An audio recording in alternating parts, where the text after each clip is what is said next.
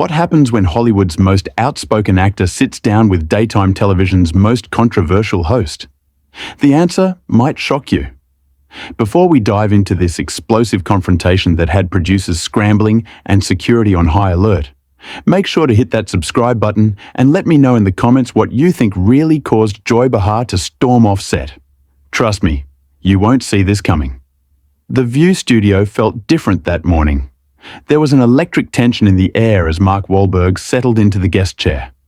His usual confident demeanor intact despite the early morning hour. Joy Behar, never one to shy away from controversy, had that familiar glint in her eye that regular viewers knew meant trouble was brewing. So Mark Joy began, leaning forward with a smile that didn't quite reach her eyes. Let's talk about your latest project. Another tough guy role, I see. Don't you ever get tired of playing the same character over and over again?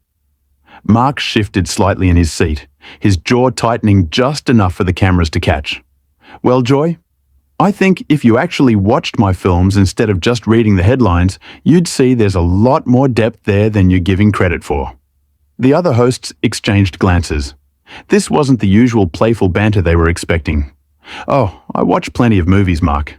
But let's be honest here. You've built a career on essentially playing Mark Wahlberg in different costumes. The angry Boston guy with a heart of gold. It's like watching the same performance on repeat. The audience fell silent. Even Whoopi looked uncomfortable as she tried to jump in. Well, I think what Joy is trying to say. I again. No, let Joy finish. Mark interrupted, his voice taking on that edge that had made him famous in his younger days. I'd love to hear more of her expert film analysis. Joy's eyebrows shot up. She wasn't used to guests pushing back this hard, especially not on her own show. Expert analysis.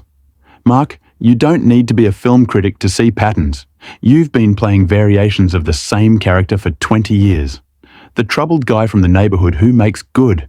It's your entire brand. My brand. Mark's voice rose slightly and the camera operators instinctively zoomed in tighter. You want to talk about brand, Joy? Let's talk about yours. How long have you been playing the same character?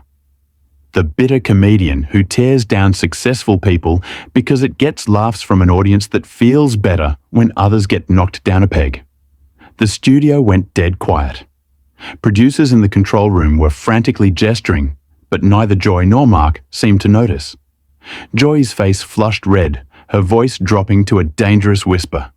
Excuse me? Did you just call me bitter? On my own show. I called it like I see it.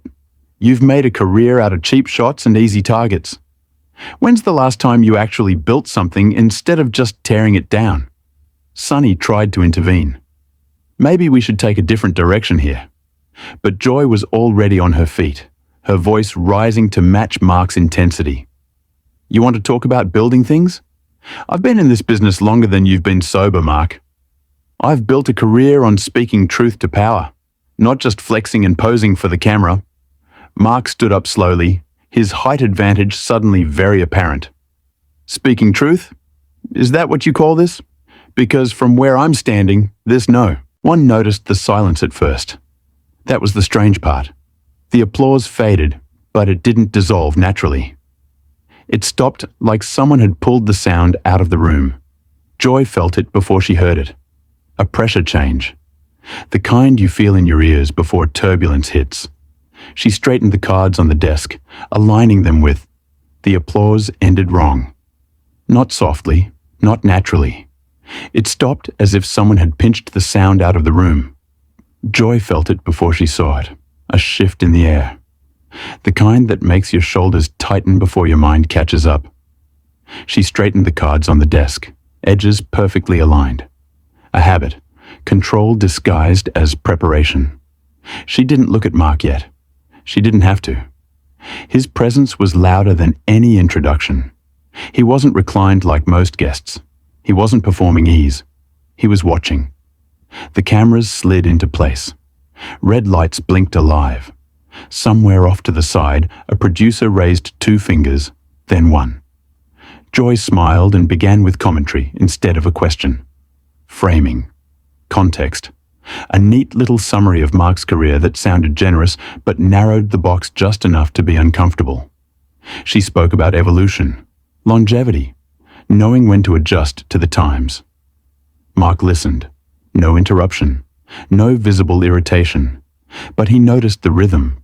He noticed how the words were stacked like steps leading somewhere specific. He waited for the question. It didn't come. Joy continued, adding a remark about relevance, about staying sharp, about not mistaking volume for substance. Her hands moved as she spoke, just slightly unsteady. The camera caught it. The audience did too. Mark leaned forward a fraction. That was all it took. Joy felt the attention tilt. The room wasn't hers alone anymore.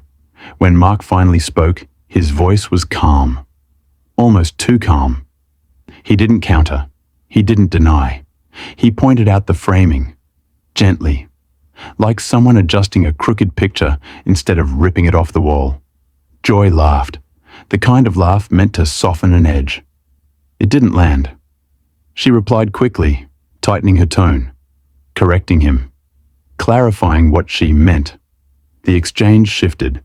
Less polished now, less rehearsed. Mark didn't raise his voice. That's what unsettled her. He talked about conversations versus performances, about walking into rooms already decided for him, about the difference between curiosity and setup. The audience leaned in, not cheering, listening. Joy's smile thinned. She interrupted. Just once. Then again. Each time a little faster. Each time reclaiming space that was slipping away. Mark paused after one interruption. Long enough for the pause itself to speak. That pause did something to the room. Joy filled it. She made it personal without saying anything explicitly personal. Years, experience, having seen people like him come and go. A suggestion that he mistook attention for importance. Mark's expression changed, but not to anger. Recognition. He responded by naming the tension without naming her. Talking about ambush disguised as humor. About guests being measured before they speak. Joy bristled. She leaned back now. Joy stood, not abruptly, but with intention. The chair slid back just enough to make a sound. Not loud. Just noticeable. The kind of sound that tells a room something is changing. She began pacing behind the desk, her steps tight and controlled, like she was circling an argument instead of walking through it. Mark stayed seated. That contrast mattered. She spoke about respect, about earning space, about knowing where you are when you're invited somewhere. Her voice carried authority, but there was a